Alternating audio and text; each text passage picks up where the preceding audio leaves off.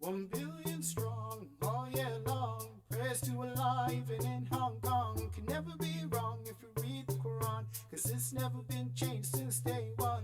Others may brag, say that we lag, but they don't know all the power we had. The power we had, the power we have. So Muslim, don't you ever be sad. Take many looks, go read their books. You'll see all the facts that your friends overlook. So always be proud, you can say it out loud. I'm proud to be down with the Muslim crowd. MUSLIM, I'm so blessed to be with them. MUS. Alhamdulillah, Alhamdulillah Rabbil Alameen, Ar-Rahman Ar-Rahim, Maliki Yawmiddin, Iyaka na'budu wa iyaka nasta'een, Ihdina as-sirata al-mustaqim, Sirata alladhina an'amta alayhim, Ghayril maghdubi alayhim waladhdallin, Ameen, Wala hawla wala quwwata illa billah.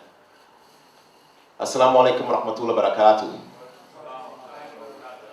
We appreciate everyone coming out here to this program this afternoon. And we thank our brother at the African Poetry Theater. We are here at the African Poetry Theater with the leadership of John Branch. We are here to present this historical analysis of stop and frisk and this idea of racial profiling, and also the idea of slavery by another name. Tonight's program, we have Imam Ayub Abdul Baki, Imam Talib, and hopefully maybe some other imams would like to speak on this issue. To begin the program, we'll start off by looking at a short film.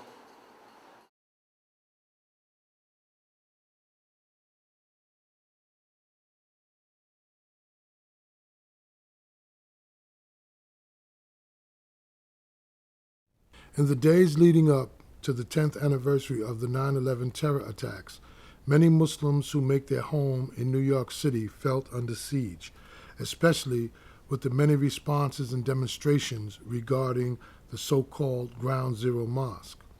New York Daily News, September 6, 2011. It has in part, quote, "People are not welcome anymore building mosques in neighborhoods," says Muhammad Aziz, unquote. Quote, "We didn't experience that before 9/11, unquote. The day Islamic terrorists brought down the World Trade Center changed life in many ways, some dramatic, some subtle for the city's 600,000 Muslims. Either way, NYPD crime stats show the change was almost instantaneous. Between January 1st, 2001 and September 10th, 2001, police reported 0 bias incidents against Muslims. In the 112 days after the Twin Towers toppled, there were 96, nearly 1 a day. Things slowly returned to normal with 0 incidents reported in 2004, although many Muslims felt a growing sense of unease. Their fears were confirmed last year when a national furor erupted over the Park Street Mosque. Bias attacks on Muslim New Yorkers tripled from the year prior, up from 6 to 19, unquote. Quote, nationally, a Pew Research Center poll released last month found 43% of Muslim Americans reported experiencing harassment in the last year, unquote. Quote, Muhammad Aziz's assertion about anti-mosque sentiment was backed by a 35-page New York Civil Liberties Union report citing 9 recent incidents statewide, including public opposition to planned mosques in Sheepshead Bay, Brooklyn, and Staten Island. In an article published in Newsweek's August 27, 2012 edition, it has, in part, quote, on August 4th, teenagers pelted a mosque in Hayward, California with fruit. On August 5th, Wade Michael Page murdered 6 congregants and wounded a police officer at a Sikh temple in Wisconsin, quite possibly because he thought the Sikhs were Muslims. That same day, a man vandalized a mosque in North Smithfield, Rhode Island. On August 6th, a mosque in Joplin, Missouri was burned to the ground. On August 7th, 2 women threw pieces of pork at the site of a proposed Islamic center in Ontario, California. On August 10th, a man allegedly shot a pellet rifle at a mosque near Chicago while people prayed inside. On August 12th, attackers fired paintball guns at a mosque in Oklahoma City, and a homemade bomb filled with acid was thrown at an Islamic school in Lombard, Illinois. On August 15th, assailants threw a Molotov cocktail at the home of a Muslim family in Panama City, Florida. Except for the Sikh temple attack, little of this has made national press other than Salon.com, which has chronicled it well, in part because it doesn't fit the prevailing media narrative. At least since 9/11, terror and homeland security have been terms that connotate the danger that Muslims pose to non-Muslims, not the other way around. But this very fear of Muslim violence may be sparking anti-Muslim violence, and hysteria-peddling politicians bear some of the blame. During the Republican presidential primaries, Herman Cain said he would not appoint a Muslim to his cabinet. Newt Gingrich warned incessantly about Sharia being imposed upon the United States. In July, Michelle Bachmann and several other members of Congress insinuated Huma Abedin, one of the few American Muslims in a high-level government job, was an agent of Egypt's Muslim Brotherhood. John McCain, Marco Rubio, and John Boehner criticized Bachmann's smear, but Gingrich, Rush Limbaugh, Eric Cantor, and Romney advisor John Bolton defended it." Unquote. New York Daily News, July 9, 2012. When speaking of the mass murderer Anders Breivik and his subsequent trial, one writer looked at where such mindsets come from. Quote, "What was absent from the scene, though, was blunt discussion of the anti-Islam ideology that influenced Breivik and caused him to be so fearful of Muslims that his only response was to slaughter fellow citizens whose politics he blamed for their presence." Unquote. Quote, "His delusions are hardly products of his imagination. Instead, they are the workings of a cabal of fear merchants who roam the post-9/11 world, scaring people about Islam." Unquote. In his 1,500-page manifesto, he quotes or mentions Robert Spencer and his partner Pamela Geller. Quote, "Pamela Geller and Spencer co-founded Stop Islamization of America, the American branch of a European hate franchise, Stop Islamization of Europe, a group whose soccer hooligan members have whipped the populations of Britain and Denmark into nationalist frenzies." Unquote. Their motto states, quote, "Racism is the lowest form of human stupidity, but Islamophobia is the height of common sense." Unquote. A deranged woman who told cops she detests Muslims was charged with a hate crime Saturday for shoving an Indian immigrant to his death in front of a Queens train, authorities said. Unquote. She said, quote, "I pushed a Muslim off the train tracks because I hate Hindus and Muslims." Unquote.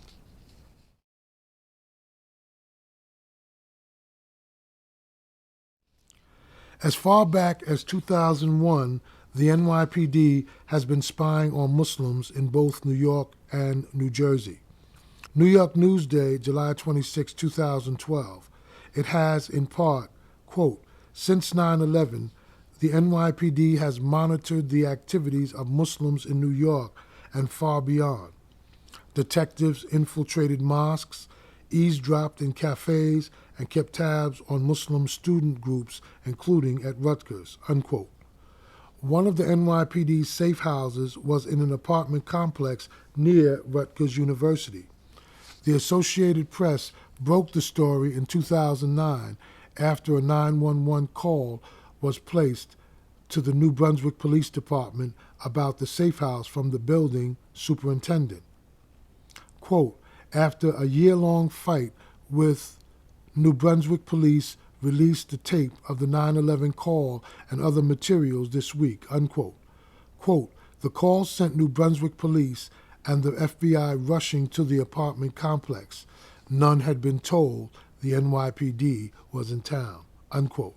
And finally, quote, NYPD's Deputy Commissioner for Legal Matters, Andrew Schaefer, has said detectives can operate outside New York because they aren't conducting official police duties, unquote. Really? What is surveillance if not police work? Part of a study of culinary arts, agriculture, or architecture, or pharmacology?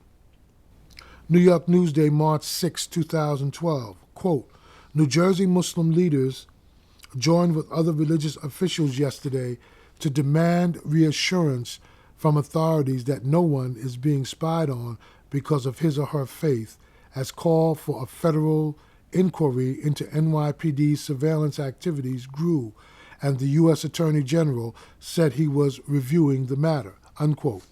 Quote, in Washington, Attorney General Eric Holder said during questioning at a Senate Appropriations Committee hearing that he was disturbed by what he'd read about the NYPD surveillance, unquote. Quote, Mayor Michael Bloomberg, as well as NYPD officials, have defended the department's activities in New Jersey as legal and warranted, unquote. New York Daily News, March 5, 2012. Columnist Mike Lupica, in his op-ed, mentions 2 terror arrests based on the spying program on Muslims, as the subtitle has, quote, saved lives of New Yorkers, unquote. Keep this date in mind, as a report issued several months later says something completely different. New York Newsday, August 22, 2012, quote, in more than 6 years of spying on Muslim neighborhoods, eavesdropping on conversations, and cataloging mosques, the New York Police Department's Secret Demographics Unit never generated a lead or triggered a terrorism investigation, the department acknowledged in just unsealed court testimony. I'm going to read that first part again. Quote, in more than 6 years of spying on Muslim neighborhoods, eavesdropping on conversations, and cataloging mosques, the New York Police Department's Secret Demographics Unit never generated a lead or triggered a terrorism investigation, the department acknowledged in just unsealed court testimony. The Demographics Unit is at the heart of a police spying program built with help from the CIA, which assembled databases on where Muslims lived, shopped, worked, and prayed. Police infiltrated Muslim students groups, put informers in mosques, monitored sermons, and cataloged every Muslim in New York who adopted new Americanized surnames, unquote. The commander of the unit, part of the intelligence division, offered a first look at it after denials of its existence by the NYPD. The article goes on to report police gathered information on people even when there was no evidence of wrongdoing, simply because of their ethnicity and native language. The report revealed in late June was, quote, part of a long-standing federal civil rights case, unquote. Quote, documents obtained by the Associated Press show the unit conducted operations outside its jurisdiction, including in New Jersey.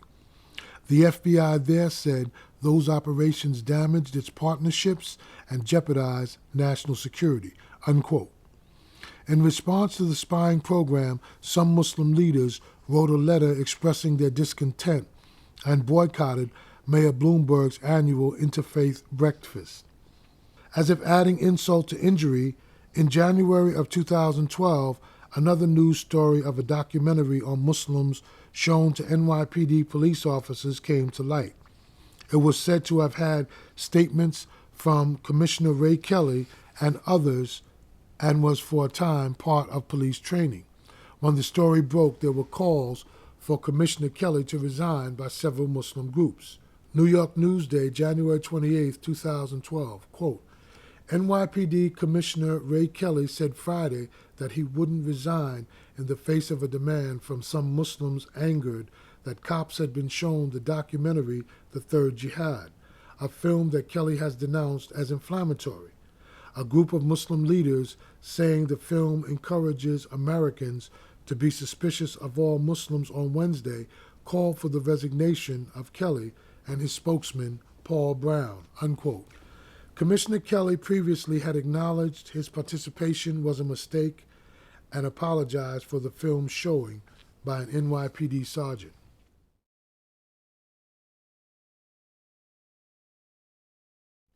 Some media outlets continue with their lies and double talk of the spying program on Muslims provided leads to terrorism arrests, while the official report that was part of a legal inquiry denied this.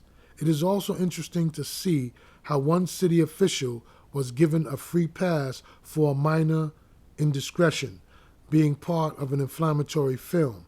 But several years ago, a Muslim principal was fired by the same administration for her use of the word intifada on a t-shirt and was never rehired, despite a federal judge acknowledging her illegal dismissal.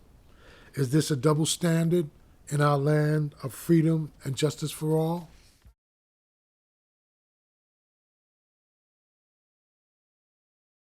This was part of a program that I had done early this year. And every year on my series El Minhaj, I do like a look back at the year previous with all the stories, or not all of them, but some of the major stories that affect Muslims, whether nationally or internationally. And in this particular clip, program 2 that I did on the year in review 2012, the last like 10 minutes was about the NYPD spying program, as well as the how Muslims are perceived in society. There was an article that's going to come up on the screen from New York Newsday in August 2012, and it was around the time that another nut job went over and he killed those people in the Sikh temple, and the commentator was saying he probably thought they were Muslims but couldn't tell the difference. So he said it, I didn't. I mean, I know a lot of us were thinking it, but that's the reality. And I have other stories of violence against Muslims. What's the crazy lady's name, Sheree? The one, Stop Islamization of America. Pamela Geller. Yeah, Pamela Geller and these other people. And there's one article that actually talks about how Islamophobia is a business now. Disliking the Muslims, being fearful of the Muslims, hating the Muslims is now a big time business. The other thing is that what's going on in Africa with the Boko Haram. And they're saying this group is burning churches down and things like that. Not to stay up too long or to talk about this too much, but inshallah you'll see the video and you can judge it for yourself. I just want to mention this. Media is something that we as Muslims need to get more involved in. And we need to be more aware of what's going on in media today, because of the fact that this is one of the books. People are lying about Islam, and the local news is giving you what they call fluff. They're giving you the Justin Bieber story, and him and his monkey got stuck over somewhere, and he couldn't get out, or Lindsay Lohan got busted again, or all this crazy stuff. But there's things going on in the world that affect Muslims that Muslims should be aware of. One of the things that Muslims should be aware of, everybody, Muslims in all segments of society are saying, oh, we're in the last days. Well, we better take a look at Syria and all these other places, because that war of Armageddon, okay, I'm not prophesying anything, I don't have the authority, I ain't claiming no special claim for myself, but from the signs that's prevalent, the armies are lining up now.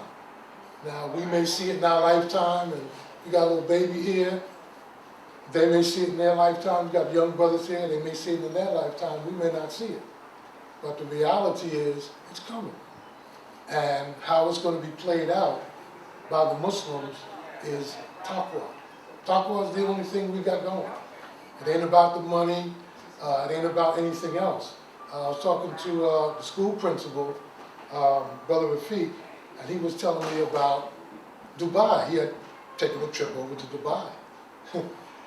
He said every major hotel has at least 4 bars inside the main parts of the hotel. You go in a hotel, why?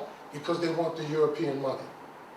The Europeans are going there as the playground and they want to drink, so this is the place where they do it. They go into the hotels and it's all there. They got a bar, they got what is it called, happy hour, they got, you know, these people in the Middle East are so far gone and so under the domination of the Europeans that that's what's happening. Whatever they want, that's where the money is. So we're going to do that. So I'm going to wrap up my little bit of talk here with, this is a book I try to get every year. It's called Censored, and it has the year on it, and it talks about the previous year's censored stories. What they do is, these are mainstream, these are media people that get away from all the fluff, and they tell you what's really happening, the stories that the mainstream media won't cover. Okay, just to give you an idea of some of the things they talk about. Signs of an emerging police state. These are some of the articles. U.S. allies with Al-Qaeda in Syria. FBI responsible for the majority of the terror plots in the U.S. Education reform is a Trojan horse for privatization. So in other words, in several years, not to jump subjects, but in several years, the only kids that's going to get quality education are the rich. And it's going to go back to similar what was talked about, or what's going to be talked about here, about slavery, indentured servitude. You have another story that in certain states, what they're doing is that it is actual slavery in effect with the prisoners. They're taking the prisoner population and they're having them work the fields and work, you know, everything that's going on as far as the agrarian things that the South was built on, tobacco, cotton, this, that, and they're having prisoners do that work. So what's beginning, there's a lot going on in the world, and a lot of it is not being covered by mainstream media. Amy Goodman, she has Democracy Now!, and sometimes she steers to the left or to the right. But this is something brothers need to get into, and people just need to be aware. I belong to a book club, quality paperback book club. You can go online, and they have this for about $10. And you probably can go to a bookstore. Every year they put one out, censored, and this is the 2013 edition. It covers the stories in 2011 and 2012. One other thing, one other little tidbit for you. The massacre that Sergeant Bales perpetuated in Afghanistan, where he killed all the men, women, and children. And this is the funny part. When people of a certain ethnicity kill, they're crazy. So, you know, we got to excuse them because they're nuts. Okay? When Muslims do anything or are suspected of doing anything, it's religion and it's terrorism. In this report, they say Karzai and his people did an independent investigation. It wasn't one soldier, it was a team that murdered those people. Our guest speakers today will be Imam Talib Abdul Rashid, and he is the Emir of the Islamic Leadership Council at the Mosque at Islamic Brotherhood in Manhattan. And also we have our speaker, our Imam, Imam Abdul Baki from the Tawheed Center for Islamic Development, inshallah. So, inshallah, I bring you these speakers, and they're going to elaborate on this historical analysis of stop and frisk racial profiling. Assalamu alaikum wa rahmatullah. Alhamdulillah Rabbil Alameen. Wa salatu wa salamu ala Rasul Kareem. Allahumma salli ala Sayyidina Muhammad abdika wa rasulika wa sallim mu'minin mu'minat muslimin wa muslimat. I'm going to be speaking very slowly today. I hope that you keep up with me. You gotta bear with me, I'm in a little pain. But I'm going to go through it because I think it's very important. For several years, people have been complaining that the NYPD policy of stop and frisk was racist and discriminatory and its spying on the Muslim community, especially its citizens, was against the Constitution of the United States. I thought I had my glasses here, in case I'm missing glasses. All of these things we should bear in mind because of the fact that we are dealing in crucial times under crucial circumstances. If we are to analyze the stop and frisk policy,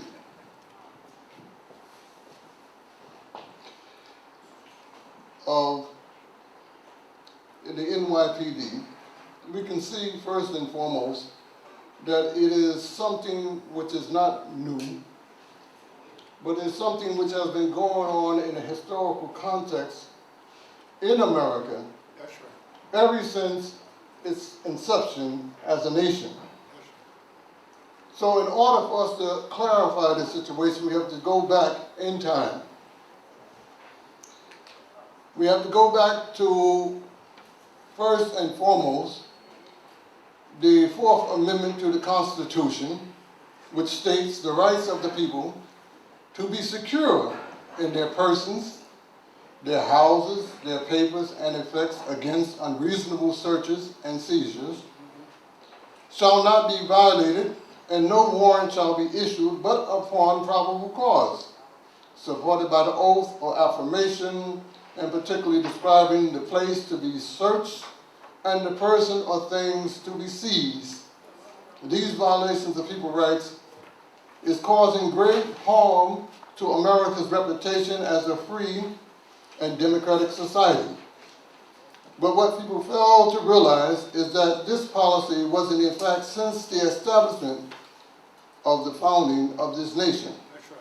Stop and frisk and racial profiling is deeply rooted in American history of institutionalized racism and its oppression of a peoples of color.